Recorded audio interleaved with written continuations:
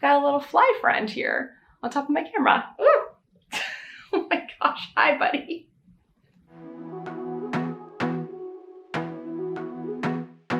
Hey everyone, it's Natalie, also known as Knitty Natty. Welcome to episode 117 of the Love and Stitches podcast. Today is Friday, September 3rd, 2021, and it's officially the first podcast of September. Woo! At least that I'm recording it in September.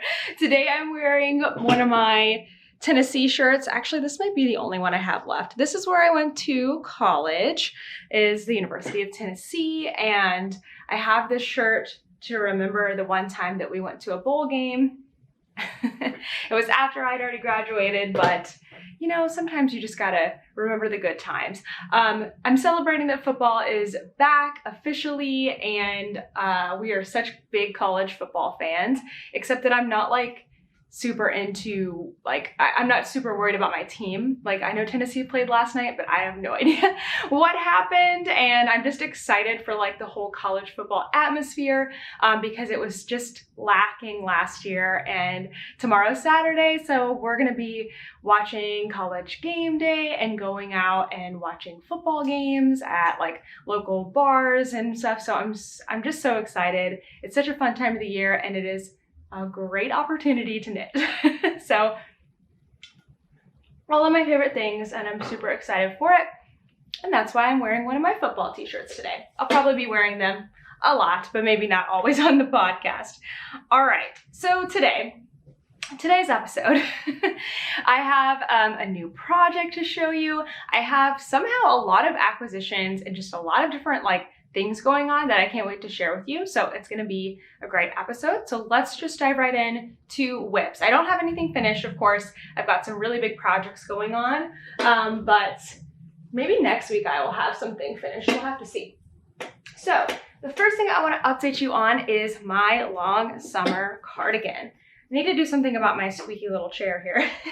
But I have my long summer cardigan. I have all the yarn wound now, and I've got it all organized here in my 5 skein float tote. So clearly there are more than 5 skeins here. They're each 50-gram skeins, and I've got each one of them labeled. So this is Moonglow Yarn Company, and all the pinks are the Love and Stitches Fade set. And my main color, which I'll show in just a second, is a gray. It's called Aspen. And I'm using the 80-20 base. It's knitting up really, really nicely for the sweater. So I just want to show you my yarn. Oops. I just wanted to show the yarn and how I have it all organized in here, but I'm not really keeping the sweater in here as much. Like if I need to go away, I just need to bring, like out of the house or whatever, I just need to bring with me like the next few colors. But right now I'm on just a gray section. So in my Halloween bag, I've got the sweater and just one ball of yarn. That's kind of how I'm keeping things organized here. So let me show you what has happened since last week.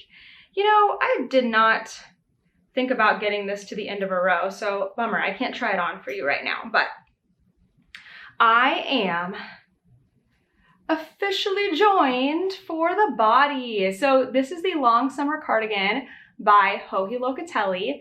It is turning out better than I could have hoped. I'm so pleased with it. It was worth making 3 swatches so far. And I just love how the pinks are coming out. So the pinks, you can see that there's a light pink and a darker pink, and then it's just going to continue getting darker and darker all the way to the 7th color. So it's going to be so much fun. It's looking so good, exactly how I had imagined. Honestly, even better. Okay, so since last podcast, I finished up, I think it was this front that I had finished, and I joined the body. And so now we are just working on the body. And there was some increasing going on for the neck here. It's got a slight V, but now I've done all of that. So literally I'm just working this beautiful texture pattern and adding in new colors straight down for a really long time, because it's a long summer cardigan, but it looks so pretty, and it's helping me stay motivated because I want to get to like the next color and the next color. But because I'm doing the class with this, I am going to be doing starting a sleeve next to demonstrate in the class. And so I'm kind of thinking about if I want to go ahead and just work the sleeves or if I want to wait. Part of me wants to wait because I'd like to get it, I've already tried it on. You know, this is always a good time to try on your sweater when you join the underarm. And I tried it on and it fits really, really great. It's a drop shoulder sweater, so it comes off the shoulder a little bit. The underarm is very comfortable, and I know it's only gonna get a little bit bigger. I will have to try it on for you next episode because I'm in the middle of the row and I can't try it on right now, but that'll be good anyway because I'll have some more going on. So 2 thoughts, I'm like, okay, I could stop and do the sleeves right now, but I kind of wanna wait because I wanna see where the sleeve drops to. I want to be able to match the striping on the sleeves sort of closely to the striping on the sweater. And I can kind of see it in Hohi's, like her first stripe on the sleeve kind of lines up with this stripe. So I'd probably start the sleeves with this color and then just move on down, but I want to be certain, you know? So I might wait a little longer till I can try it on more. But I guess I won't have to wait too super long. I don't know, we'll see. I might just keep working on the body. But I am gonna be at least practicing picking up those stitches and demonstrating it for the class. So it's going so nicely. I'm gonna go ahead and move my flamingo, my cute little flamingo marker down. It's like a flamingo smoothie. That is from Deladino, but she's not making these right now. She's not making progress keepers right now, so. Okay. Oh, and I did make a decision on alternating my grays. My grays are really, really close, but I still want to kind of alternate them just in case because it is a hand-dyed yarn. So I am doing I'm alternating in the big section. So like this is from one skein of gray, this one's from the next skein of gray, and I will just keep alternating them like that. That way I don't have to carry my gray yarn and I can just knit over the ends for the most part. I have a lot of ends that I've knit over that I need to go back and snip just so I can kind of see what I really have going on. But that project's bringing me a lot of joy. I really, really enjoyed that one. Get a sip of coffee before we move on to the next project. Wait until you see this. Oh my gosh. So after I filmed the last podcast, I kind of went a little bananas on this next pattern and just worked on it a ton over the weekend, and then I haven't touched it since. But there is a lot of progress since the last podcast. So let me show you the yarn first. I am using Blue Sky Alpaca wool stock. This is one of their 150 gram skeins, and then this is a 50 gram skein. I've got 2 of each for this sweater. And which one is this? So wool stock worsted. I just learned that they came out with a fingering weight version. Blue Sky Alpaca wool stock. And the gray is called cast iron. Come on now. Cast iron. There we go. That's the gray. And then the pink is called quartz crystal. And I have all this linked in my Ravelry projects as well, if you're ever wondering what I am using. I try really hard to keep it all up to date as best as I can. So this is Lume by Sari Nordland. It's going to be a little bit harder to show without throwing stuff off the needle, but here we go. So this is a colorwork yoke sweater, my very first one. And last week I just barely started the colorwork. And like I said, I got really addicted to it over the weekend. I learned how to do the lifted increases that are in it. And I just did this like all Friday and Saturday. This is like all that I did. And it's turning out great. I think it looks super beautiful. Again, I'm using a larger needle for my color work. When I go to do the stockinette portion of the body, I'm going to switch back down to my other needle size. But I realized that when I did my gauge swatch, that my gauge is tighter when I'm doing color work. So I have sized up a needle size and it's looking really good. Oh, the other tip that I got from one of my members is to knit inside out. So I have it like inside out when I'm knitting, where the wrong side is facing the outside. That way I just get a little more like room to stretch and bring my floats across. Whereas normally when I'm knitting, I've got the wrong side like inside the tube, right? like how I'm showing it to you. And I think this is such a great strategy because it just gives you a little more space to stretch out and really make sure those floats aren't getting too tight. So thank you, Stephanie. I think it was Stephanie that gave me that tip. Somebody gave me that tip, I can't remember who, and it's a really good one. So I wanted to share that with all of you. And I have my Tennessee sheep marking the beginning of the round. And let me move, oh yeah, see there's where I was last week, my T. And I did quite a bit. And like I said, I haven't worked on it since the last weekend. So this will have to get a little bit of love this weekend for sure, because this is one of my Rhinebeck sweaters and Rhinebeck is like 5 weeks away. And so I need to work on it. So let me move that marker. That's why I have progress keepers, because they kind of keep it fun, keep me motivated and all of that. This sweater, when I finish the yoke, I'm gonna be trying it on because I am nervous about, you know, just not really knowing my body and size for colorworks yokes, for circular yokes. So I'm gonna make sure to try it on and really make sure that that fits. Okay, one more project that I already had going, and then I will show my new project. I think, yes, okay, so I had started these socks prior to the last podcast. I'm using Bitty Knits in Ocean Air. So Bitty Knits, Ocean Air, and then I have a mini called Lemonade. So let me show you that little guy. Here's Lemonade. So cute, and I've got those in my mini yarn cozies just to keep everything nice and organized. So I didn't do anything else on this sock, but I did, whoa, as I pull all of my stitches around, hold on. This is what can happen with magic loop if you're not careful. Oh yeah, what in the world?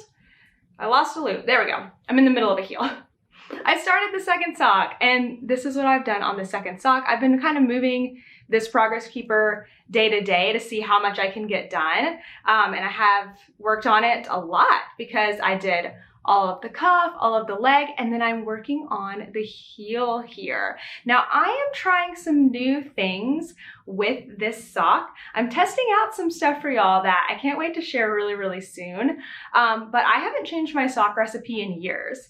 And I just kind of thought, you know, it's time for me to try something new to try to get an even better fit on my socks than I am getting, because my socks are good. Like, they're good, right? I've been knitting them like this for almost 3 years, but they could be better. And I get a lot of questions about socks and how to make them like fit you or fit somebody you're giving them to.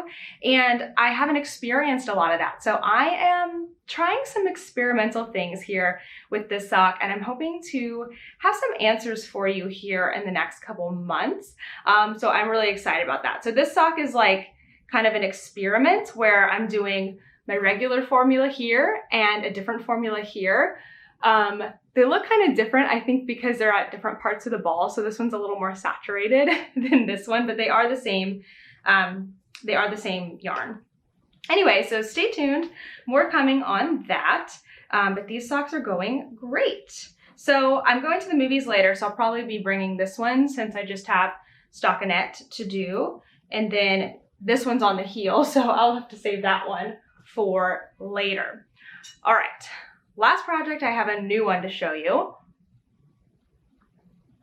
And I do believe that I still have both the labels. Great. Okay, oh my gosh. First of all, check out this bag.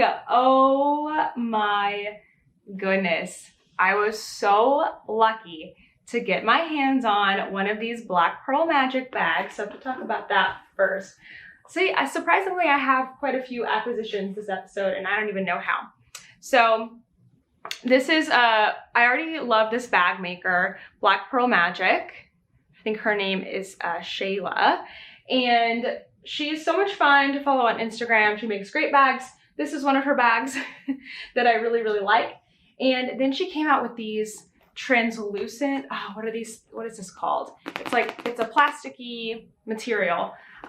She came out with these bags. It's got stars on it. And I was obsessed immediately. And I was like, I want one. And I missed out on the update by several minutes. And I was just like, well, it's probably not meant to be. And then we were able to work it out so that I was able to get one. I'm so excited. Thank you. But if you were not able to get your hands on one, like just stay tuned for her updates because I believe she's making a lot more of these. So it's a boxed bottom bag and it's made with whatever this material is. Vinyl, that's what it is, it's vinyl. But the fun part, even more fun than it just being like this great vinyl bag, which will be great to bring outdoors because it's waterproof, hello, is the details. The zipper on this one is rainbow iridescent. It's got like really nice canvas here and the iridescent zipper pull, so cool. And even the stitching is done with a rainbow, I don't know if you can see it, with a rainbow thread. Like, I don't even know how it's possible to sew with this, but I'm really happy somebody figured it out. I'm really happy Shayla figured it out because now I have this gorgeous, gorgeous bag. Oh yeah, she's got her tag on the inside, Black Pearl Magic. And it came with this sticker, pink is a neutral. You know I'm all about that. I think she's doing a pink along right now too. I need ideas for what I can do with my cute stickers. I've been getting some cute stickers lately. I really don't want to put them on my laptop because I just don't want to like put it on something that's so expensive. And I don't want to put it on like my coffee cups because I run those through the dishwasher. So I don't really know what to do with my stickers where I can enjoy them. I'm kind of looking at my desk here. I could put them on my planner. That could be a cute move because I used that for a year before I change it. So I don't know if you have any ideas for me or tell me what you do with your stickers. I would love to know. But let's talk about this project. So I felt like my new project deserves a big sparkly bag because it's another sweater and it is sparkly too. So let me tell you about these yarns. This is my new cast on this week.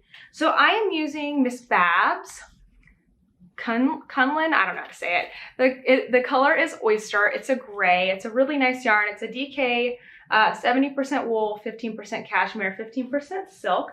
I tried to use it for the fireworks sweater, which is why it's wound up like this. And I ended up pulling it out. I just didn't like how it was looking. I wasn't really enjoying it. And so I pulled that out and I was like, I will use it to make something else. This fall, I'm trying to use up my sweater yarn. And then I wanted to make myself a Rhinebeck sweater that I designed myself, but like I'm not really a designer, so I needed some help. So I am using the Bellish app, which you probably have heard me talk about before. I did a whole video on knitting a toddler sweater with Bellish, but I am using Bellish basically as a basic formula, and then I'm just going in and changing small things to design a sweater that I really, really want. So I knew I wanted to pair DK weight and mohair together. So I went on this adventure last weekend. I was like, okay, I need some mohair, and it was Saturday evening, and I'm like, okay, I am gonna need the mohair starting next week, but I don't really wanna go during the week. But oh no, it's Saturday and I bet they're closed on Sunday and I better go right now and it's 5 o'clock. And I was like, I have to go to the yarn store. So I ended up like sprinting to Knitty City, which is a yarn store about 2 miles away from me. And I got there with 10 minutes till closing and I picked out this yarn and I was out of there with 1 minute till closing. So this is what I'm using together. I'm holding them as one. And this is Madeline Tosh yarn. Well, you really can't see that, but the colorway is Knitty City Lights. So Knitty City is the yarn store and it's Knitty City Lights. Of course, we're in New York City. So it's hard to show this yarn, but it is a charcoal gray. And then there's like a silver thread coming through it and there's pinks and blues. And so it just kind of makes a nice like shiny look. And I swatched them together, of course, because I wanted to make sure I like it. And I am just getting this wonderful, neutral, but fun, kind of subtle sweater. I don't know. This is my swatch. So again, I'm using the Bellish pattern, but I wanted to, I'm using the Bellish pattern for the numbers and like how many inches I need to knit and all of that. But I'm substituting in my own stitch pattern. That's something that's great about using like a pattern template like Bellish, is that you can sub in things that you want to put on there. So like I'm changing out the 2x2 ribbing for 1x1. I'm changing out stockinette for this texture pattern, which is just a broken rib. And then because I'm making a cardigan, I don't want to do button bands. I don't want like an overlapping sweater. I am doing, at first I thought I would do an I-cord edging, so that's what I swatched here. This is my blocked swatch. But then I realized that I wanted to do, here it is, it's a sweater, it's almost done.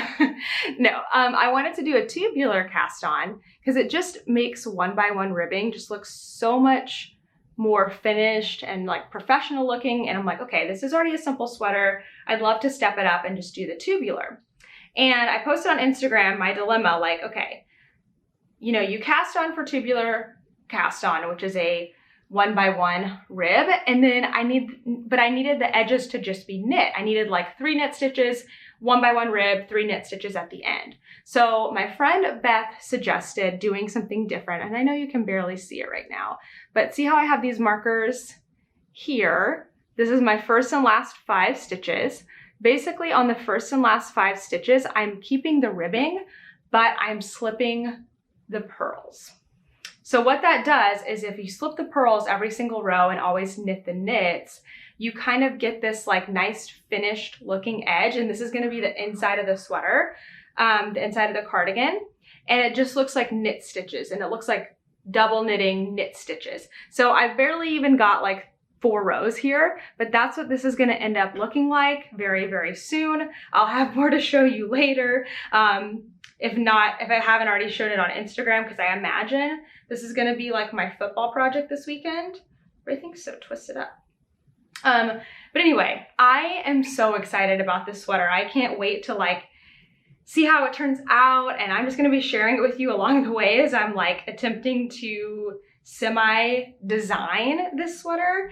And if all goes well, I will be wearing it at Rhinebeck in 5 weeks. So yeah, I just barely got it cast on last night. I'm not working in the round, it's a cardigan, just working back and forth. I've got all my stitches on. So the hope is that I'm just gonna knit up for like 15 inches, I think it is.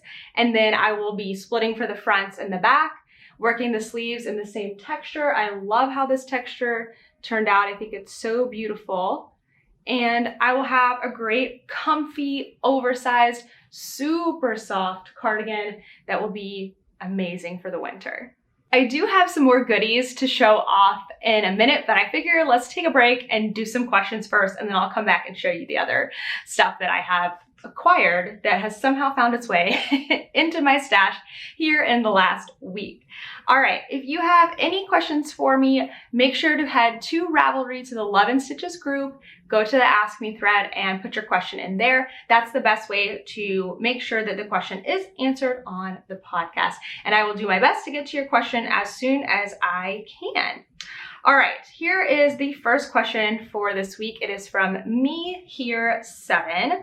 Hi friends, hope everyone is doing good and well. My question is, would you ever do a Fish Lips Kiss heel class again? I bought the pattern and I don't get it. Scratching my head. Thank you and have a nice weekend, everyone. Okay, I have good news for you because yes, I do plan on doing a Fish Lips Kiss heel class again. So I did the class during Sock Week earlier this year, last month? I guess it's last month, but it's 2 months ago because it's in July. But I am planning to do a Fish Lips Kiss heel class again, but it's not gonna be just the Fish Lips Kiss heel. It's gonna be a whole lot more than that. So stay tuned. I will have more information coming very, very soon. I cannot wait to share it with you. Next question is from Audrey Bernadine. Hey Natalie, today I started a new pair of socks and I wound the skein into 2 50-gram balls to work on them simultaneously, but they are on 2 separate pairs of needles. When you do socks this way, do you put them in separate project bags, or do you have a trick to keep them from getting tangled up? I don't want to spend time untangling things every time I sit down to knit. Thanks in advance. Okay, Audrey, this is such a good question. So I like to, like I have here, wind my sock yarn into 2 50-gram skeins. I'm gonna pull that out and show you. And 250 gram skeins. And I like to work on the socks separately. So side by side, they're not on the same needle. This is just my preferred way to do it, and I just like that it gives me, like today, for example, I'm going to the movies and I have one sock on the foot that's super easy to work on in the dark, whereas the other one, not so easy to work on in the dark, so that one's gonna stay home. So it kind of depends. Sometimes I do keep them in the same bag, and sometimes I just take the one that I'm going to be currently working on, but I have a couple different tips for you. So the first thing is, you don't wanna put them together in a big drawstring bag that has no structure, because they're definitely gonna get tangled that way. So what can help is having a bag like this that has a little more structure, because it's got a box bottom and it's not super big. So my skeins of yarn just have to sit like that on the bottom. There's not a lot of room for them to move around. And then what I typically do is I get my needles together like this, and I will just like poke them into the top of each cake. So I just like poke them in here like that. And I don't really even like close the bag. Like this is kind of just for at home. Obviously this isn't great for traveling around. But when I'm at home, this is how I will put it away. I have a whip basket and I put them away like this. And as long as I'm not like jostling them around, they stay untangled. And then when I need to go somewhere, I'll just take out the one that I need. Sometimes I just throw it into my purse. Sometimes I'll put it into another project bag.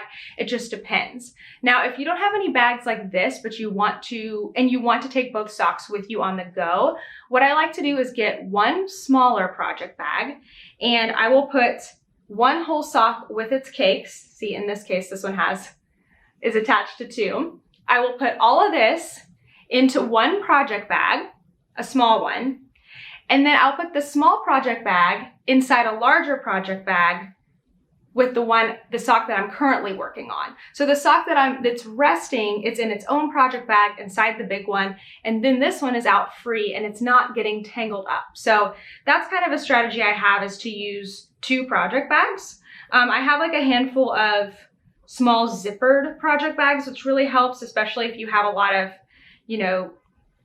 mini skeins and stuff. I use that a lot for when I want to carry around like an extra pair of needles and some notions. I'll put all that in the zippered pouch or the smaller project bag, and then put it inside the larger project bag, so that the only thing that's floating is like my current ball of yarn and the actual project. That helps me out a lot. So don't be afraid to use multiple bags just to keep things more organized.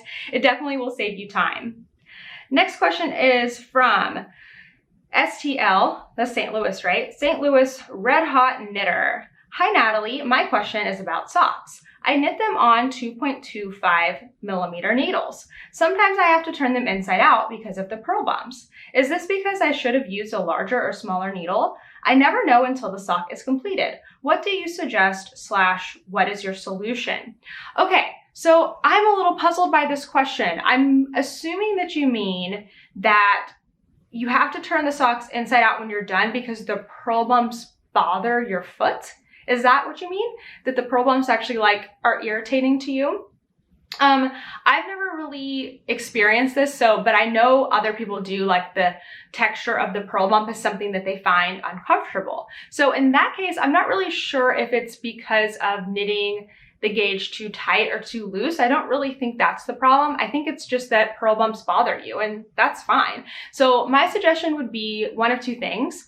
Just plan to turn your entire sock inside out and wear it inside out so that you have the smooth knit side on the bottom of your foot. That's totally fine.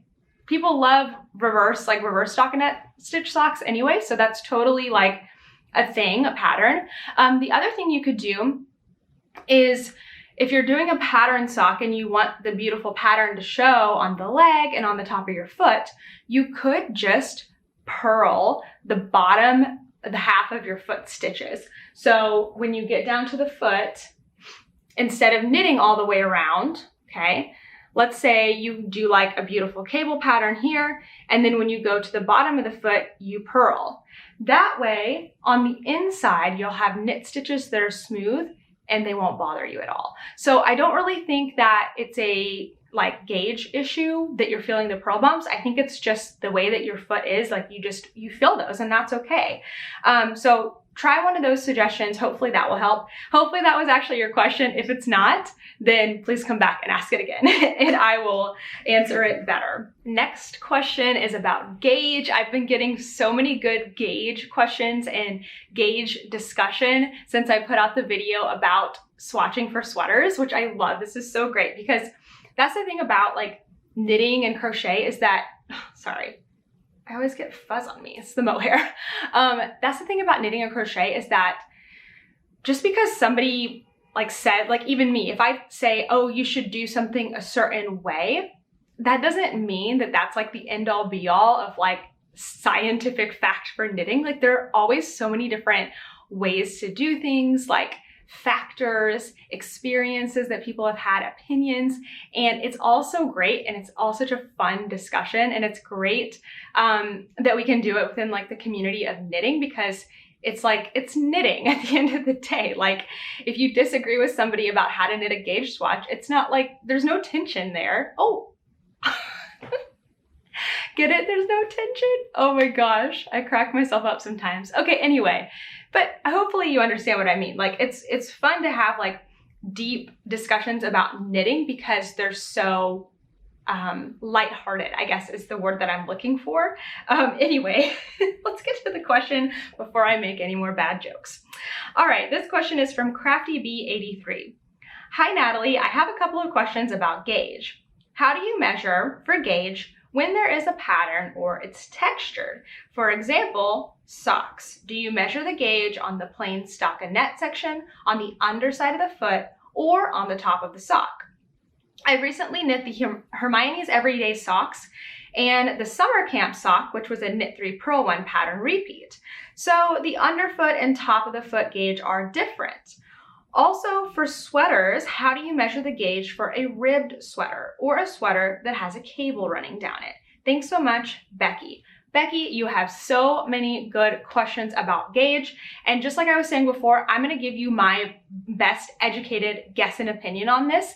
And I would love if everyone would come into the discussion and share things in the comments that if you've experienced this or have any knowledge of it. So let's start with the socks. How do you measure gauge when there's a pattern or the gauge is textured? So for socks, I would say that whatever pattern is going to be on most of the sock, so if there's a continuous pattern around the entire leg and on the top of the foot, that's the majority of the sock. So I would base your gauge off of that textured pattern. Recently, I knit a pair of cabled socks, and the cable greatly drew in the sock. So my regular stitch count was not going to serve me there, my stockinette stitch count, because that made a much larger sock than when the cables came in and it sucked everything in. So to fit me best, I would need to make a gauge with the cable in it.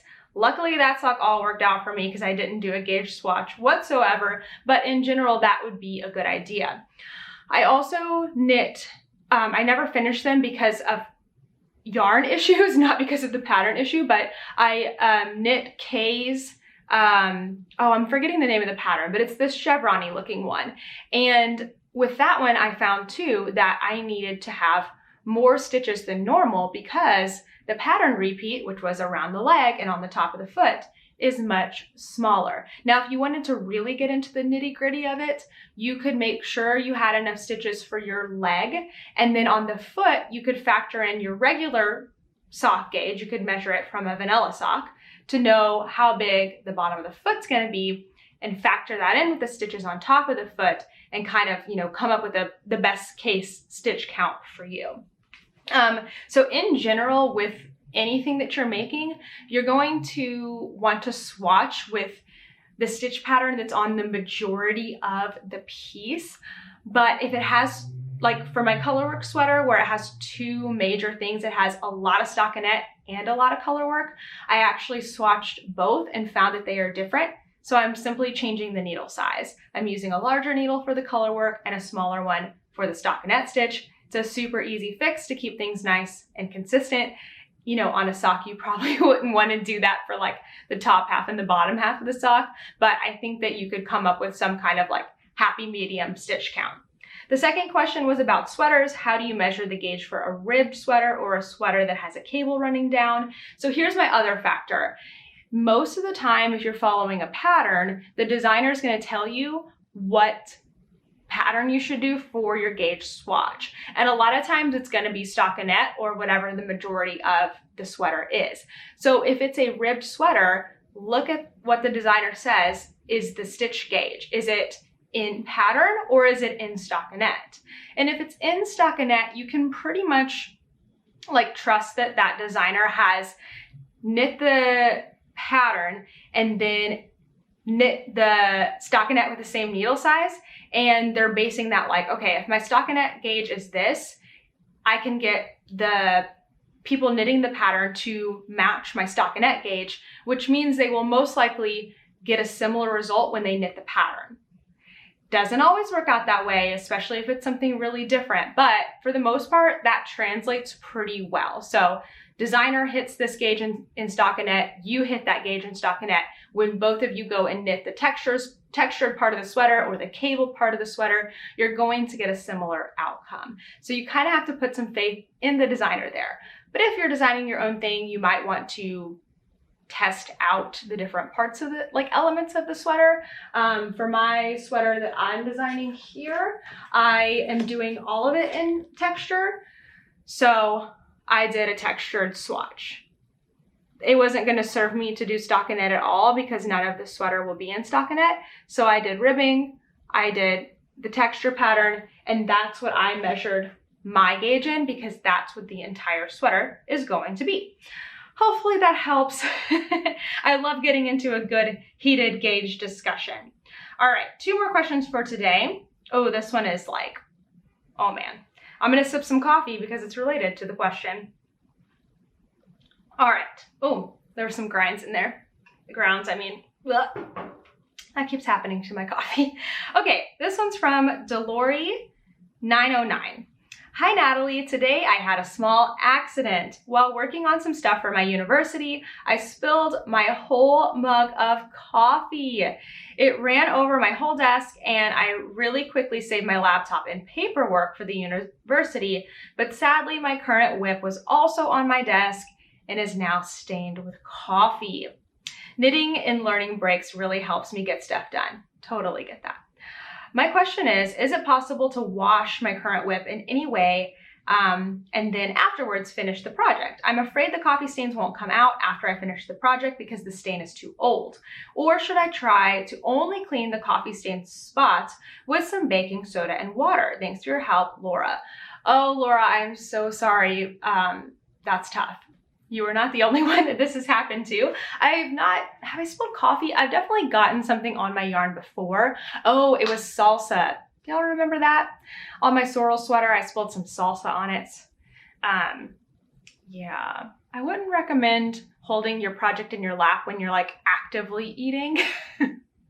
Even though I will continue to do that because I don't know, I can't learn my lesson, but I'm so sorry this happened. So I have a couple of ideas. And again, if you've experienced this and you've been successful or you've experienced this and you've messed up your knitting, we need to know that too. So leave your suggestions for us in the comments. Okay, Laura, this is what I would do.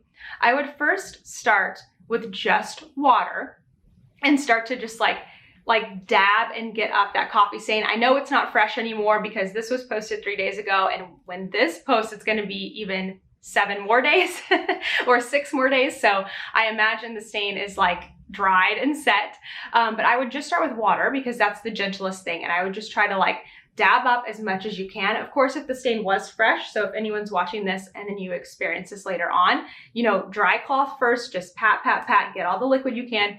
New clean cloth, water, and just kind of like dab and try to get as much up as you can as soon as you can when the stain is fresh. This kind of goes for anything. Now, that's probably not going to get it all out. So I would probably then put all of my stitches on waste yarn. I do hate using waste yarn, but I wouldn't want to put my needles in water, which is what I'm about to suggest. So I would put all the stitches on waste yarn so that you can completely submerge your piece in soapy water. with a wool wash and kind of like, you know, get around the stain with your fingers, just kind of loosening everything up, rinse that out, rinse the stain, and then put it back in with more soapy water and let it soak. And hopefully that will get the stain completely out. And then you can just let your project dry completely, see if the stain is gone. Hopefully it is. In that case, you can transfer it all back onto the needles. You might want to then tink one row just so that, because sometimes when you put your stitches on waste yarn, they like get smaller. And so you might want to take that row out just so everything's even again. And fingers crossed it all came out, it's dry, and then you can proceed to knit.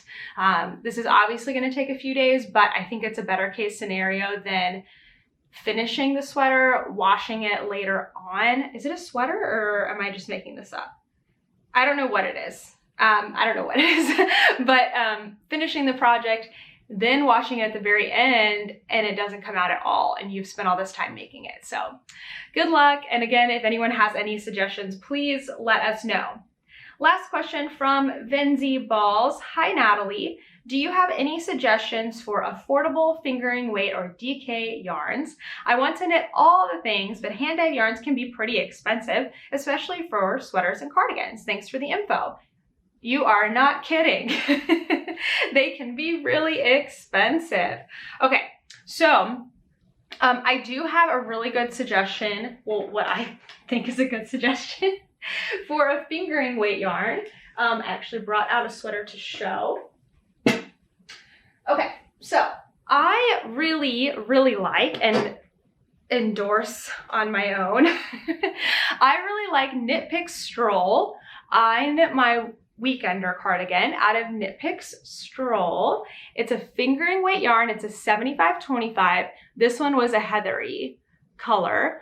And they come in 50-gram balls for $5.99. So 100 grams would be then $12, comparing it to like a hand-dyed yarn that's 100 grams, it would probably be like $30-something, right? $20 to $30-something. So that's a big difference, half or more. And I think the yarn is awesome, and they have so many colors. It's just such a nice, like, lighter weight fabric, but good drape. I mean, look at that. And it's wool and nylon. I mean, it's a great fiber content, and I think it knit up super, super nice. So I would definitely say Knit Picks Stroll. I'm a big, big fan of it for garment knitting. Now, I meant to look, I got a little caught up in getting everything else ready for the podcast. I meant to look and see if Knit Picks has a DK weight that is similar to Stroll. And again, if anyone has any suggestions, we would love your help. So let me go over to DK weight yarn and just look really quick. Swish DK is also $6 for 50 grams, and it is 100% superwash merino wool. That might be a good suggestion. I haven't personally worked with it, but they do have a lot of colors, and I mean, I really trust Knit Picks. I really like their yarns and their needles and everything, so that might be a good one for DK, is the Swish DK. If anyone's given that one a try, please let us know. Looks like they also have, and that's a little more expensive because it's got cashmere. They do have some different DK weight options, even one with wool and silk. So those could all be really, really good. And then the other company that I would suggest using is Barocco. They definitely have some DK weight yarns too. Sorry, I'm just like looking down here. I should have had those on there. I remember using one that was like an alpaca, what was it called? Ultra alpaca. That was more of a fingering weight. That one I really did enjoy. But either one of those companies are gonna have some more affordable options. Knit Picks being super convenient just to grab online too. So if anyone else has any great suggestions for affordable but, you know, quality yarns for garment knitting and crochet, please let us know down in the comments. Okay, I wanted to share a couple of acquisitions real quick that I have gotten recently. So the first one is from a swap that we did in the Love and Stitches membership, and we did our very own share a pair swap because that has been so popular lately.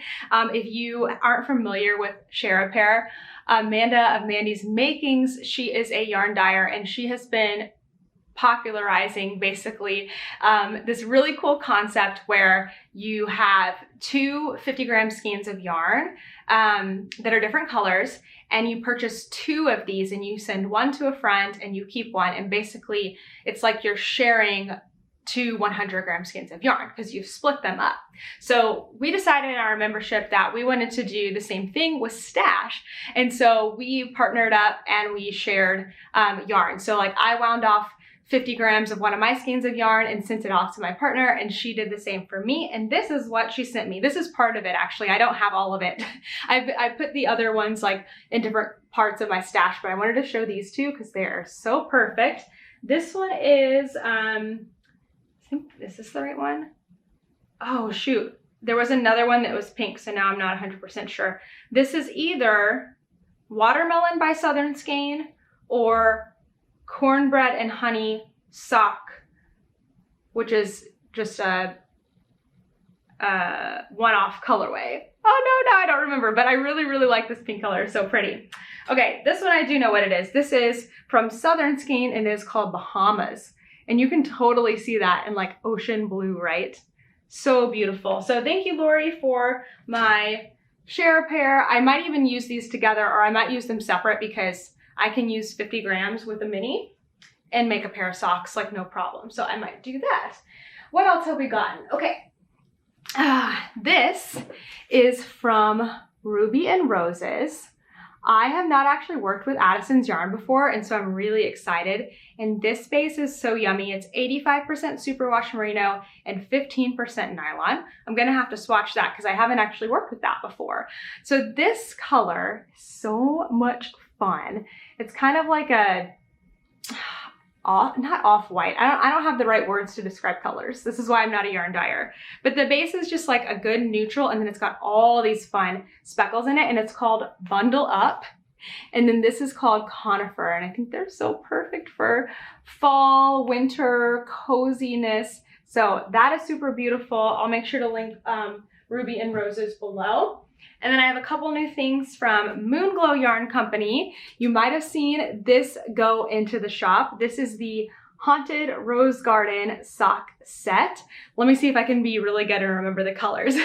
Okay, but let me tell the story. So Whitney and I were putting together a color way for our spooky socks make along. So it's Whitney of Moonglow Yarn Company, Kay of the Crazy Sock Lady, and then me. We're going to do a make along starting October 1st. And then we've each got Kay and I both have a sock set of yarn. Words. So you definitely need to go check out Kay's because hers is like the opposite of mine. It's brights and like bright orange and bright yellow or bright neon green and super fun. And then Whitney and I went in a different direction with mine. We knew we wanted pink, we knew we wanted orange, and then it just kind of like developed from there. It's like just clicked for us. Okay, so the main skein is like a very, very dark brown gray. This is super, super dark. Like it's definitely reads kind of like blackish gray sometimes, but then also brown. So this one is called 6 Feet Under, which is so great because we've got this whole like haunted rose garden graveyard sort of a theme. This one is Earthworm. This one is Haunted Rose. This one is Love and Witches because we love plays on words. This is Rotten Pumpkin, and this is Cursed Cameo. So I have some pattern ideas for the socks that I'm thinking about, and you can get either 100 gram or 50 gram main skein. Hopefully there will still be some because they actually just went on sale today by the time this posts, but I've been linking it on Instagram a lot. So if you're not following me on Instagram at Knitty Natty, make sure you are, because sometimes there are things that come up quickly and I'm able to put them on Instagram, but they don't get to the podcast until later on. So make sure you're following me there. And then I also got my first, sorry, there's like a little gross thing on there. My first advent calendar for 2021 from Moonglow Yarn Company. These are in her shop right now. This is a rainbow advent calendar, and this is not going to show any of the yarn because it's packaged. So I just want to show you what it looks like on the inside because the packaging is beautiful. And it's so nice because it's like all contained too. So this is so cool. It's the rainbow advent calendar. And I'll make sure I'm purposely not looking at the color names, but they're all in their own little like muslin bags. Oh, and they're numbered too. Let me try to pull one out of here. They're numbered. Isn't that great? So you know exactly what, I want to get it back in there so it's like perfect and beautiful. But I think that's so fun. It's like a party. Ah! That's gonna close. It's like a party and it's so beautiful. So if you're looking for an advent calendar, I know it's hard because like my other advent calendar I bought in like April. So yarn dyers put them up so early because they are so labor intensive. And so sometimes they go really, really fast. But if you're still looking for one, Whitney has them. So I'll have Moonglow linked, I'll have Ruby and Roses linked, and you can go do some shopping. Clearly I did. All right. Let's see what else we got going on. Oh, let's do some news. So the Fall Garment Make-Along is currently ongoing until November 6th, but we are approaching the end of the first month. The first month is going to end September 11th, and then we will have our kickoff for month 2 on September 12th. This time we're going to be on Instagram because I'm traveling actually that weekend, and so I'm not going to be able to set up a YouTube live, but we're going to go live on Instagram and kick off the next month. So if you haven't seen them already, I wanted to share with you the prizes for this month because they are incredible. All of this information is on knittynatty.com. I've got a drop down that says make along and it says Fall Garment Make Along. And so you can see the prizes there. So we've got 3 Ravelry prizes and you win these by chatting in Ravelry. And then, whew, deep breath, we've got 2 Instagram prizes. You win these by posting on your feed using the hashtag Fall Garment MAL. Okay, so the first Ravelry prize is a $100 gift card to the Little Wolf Knits. I will link all these shops down below. They're also on the webpage, but Little Wolf Knits, amazing yarn. This is a huge opportunity to get a sweater's quantity or close to a sweater's quantity or a shawl quantity, something amazing from her. So definitely grab that. I'm making myself a note so I don't forget to link things. Okay, sorry, back to it. That's prize number 1 on Ravelry. Prize number 2 is a Ritzfiber advent calendar. What? A $100 gift card and then an advent calendar. Like, these prizes are massive. So do not wait. This is a 24 10-gram minis plus a full skein from Ritzfiber. These are great prizes. Prize number 3, you're invited. Share a pair set from Mandy's Makings. I was just talking about Mandy's Makings. So you're going to get 2 of those sets of 2, one for you, one for a friend, and a set of 3 metallic wire yarn ball progress keepers from Crochet Creations. They're super cute. You gotta go check out the photos over on my website. Our Instagram prizes are just as big. The first one is a bundle. It is a Halloween inspired pin from Stitchery & Co. I have one to show you. I'm going to show in just a second. And a set of 3 wool washes. It's the Essential Trio bundle from Lily Ray Crochet Company. Again, I'll have all these linked. Lily Ray Crochet Company makes their own wool washes and they're super, the scents look amazing. And then the second prize on Instagram is from Sockturnal, and it's one 100-gram skein of self-striping in either It's Fall or Falling Leaves. You gotta go check these out, they're so cute. And then the It's Fall 20-gram mini set, which is adorable. So you can make a ton with that. So I have one of the makers stuff right here is Stitchery & Co. This is Allison, so you can win one of her pins on Instagram. So this is the pin. It's so cute. I just love enamel pins. They're kind of like stickers for me though. I'm like, I don't know what to do with them, but I want to do something with them so I can see them. It says homemade and it's like the cutest little Halloween haunted house and it's got gold. And then she also sent me this one. Isn't that cute?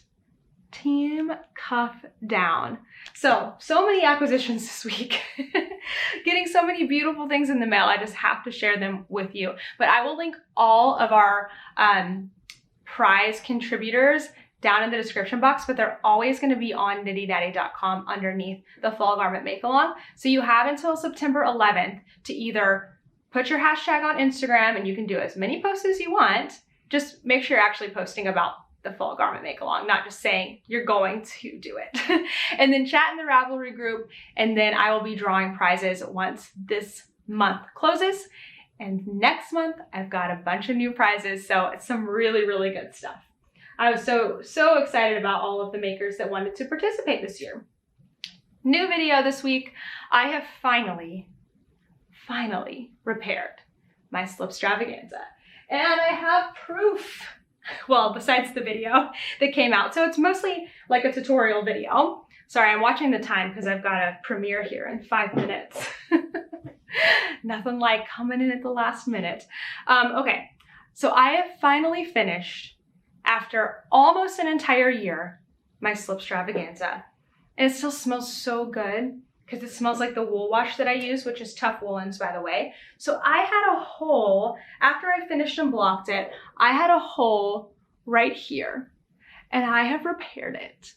And I'm so proud of myself because you really can barely even tell at all that the hole is right here on the back. You can see all the ends I've woven in, so you can definitely tell. But I have a tutorial video basically taking you along as I like figure out how to fix it, because repairing knitting can be like, there are certain ways to do things, but sometimes it's just about trial and error.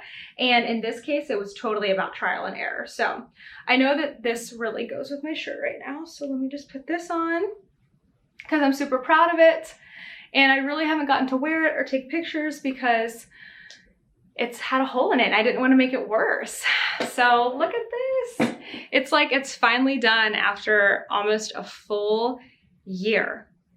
Unbelievable. So who's excited about, about this upcoming make along? It's called Shawlography. I have a really fun plan for picking out my yarns. I'm not ordering a kit or anything, but I am going to be getting some new yarn to work with. It's a 5 skein shawl with 5 different colors. So I'm very excited to go pick my stuff out here soon.